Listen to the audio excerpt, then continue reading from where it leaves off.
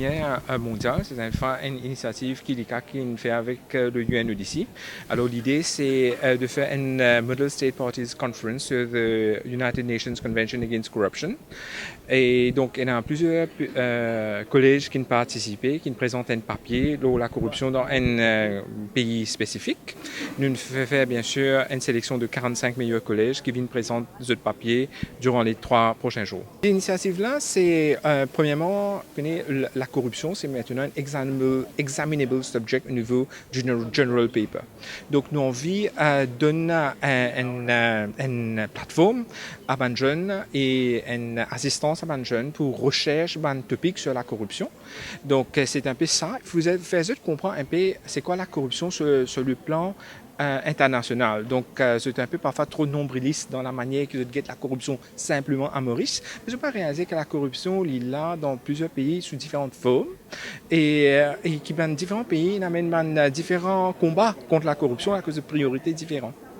It's an opportunity for young generations and the future leadership of this country to put yourself in the shoes of the diplomats that are working and discussing at a high level and taking decisions, most of the time convened in Vienna or other parts of the world. And let me tell you that as part of this conference of the state parties, delegates do consider that it's important to involve young populations. And this type of discussions and matters on the strategies and how we can be more effective in undertaking policies is also real matters that are discussed by diplomats and delegates of countries. What we want is also your honest and participatory involvement and telling us from your perspectives as young what can be done, what are the best strategies, what has worked, what needs still to be done. So to have all this feedback. I know that when you are facing a young stage, you have a lot of questions and a lot of energy to do things. Also, this is the real life also of the diplomats, the ones that you're going to represent today. So I think I will invite also you for a reflection and also to start individually seeing what you can do from your position and in the fight against corruption and the prevention. With that, we want also to highlight that as part of this interactive and collaborative engagement, we are going to be discussing on the possibility of a resolution from this model conference, because that's what delegates do on this conference, they take decisions.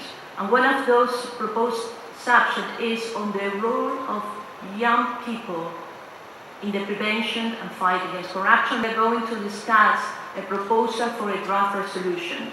The inputs will be provided by students, but as a part of the closing of this 3 days conference, we will have a resolution from you on what is the role of young people in the fight against corruption. What can you do locally in Mauritius, but what do you think globally should be the role? We are moving into work not only with universities, but with secondary schools and with primary schools. Of course, every work will be targeted to the age of the students, but that is part of our process. States consider that education is important in the prevention of corruption. As it was already mentioned, that's when integrity aspects are built up at an early stage. It is when it continues. There are different ways to engage youth. We are also looking into matters of integrity through sports, integrity through codes of conduct, more of a public sector, private sector level, but we want also to discuss in a meaningful way integrity matters involving secondary and primary schools students. Bon, nous avons fait nos recherches et nous avons un pays comme Danemark.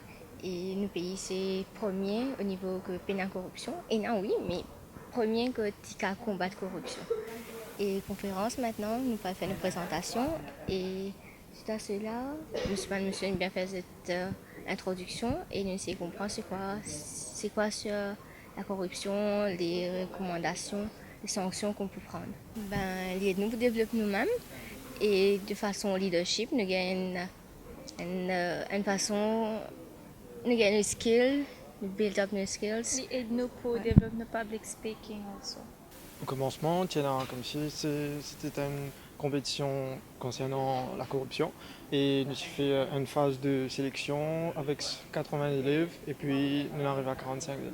Donc le but de sa conférence-là, c'est pour sensibiliser les jeunes qui gagnent plus participation au niveau national et plutôt au niveau international également, pour que nous, les jeunes, nous capables plus involver nous dans l'affaire anticorruption et surtout de nous la vie parce que c'est vrai que comme si nous, leaders de demain, ma nouvelle génération, donc si nous attendons quelque chose de corruption, c'est les jeunes besoin de nous la main ensemble pour qu'ils nous capables faire quelque chose pour combattre la corruption. Pour moi, la corruption, c'est une affaire qui est pas énorme.